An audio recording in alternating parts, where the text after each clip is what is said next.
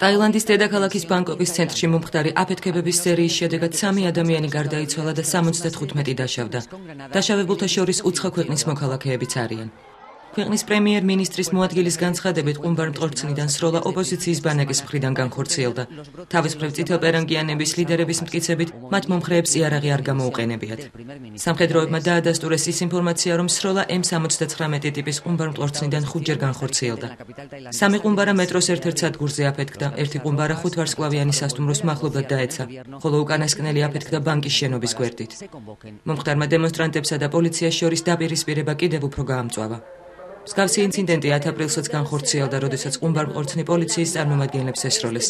მაშინ დემონსტრანტებსა და სამართალდამცველებს შორის მომხდარი შეტაკების შედეგად 25 ადამიანი დაიღუპა.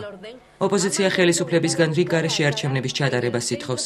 6 აპრილს წითელპერანგიანებმა ბანგკოკის ცენტრში ბანაკი დადგეს.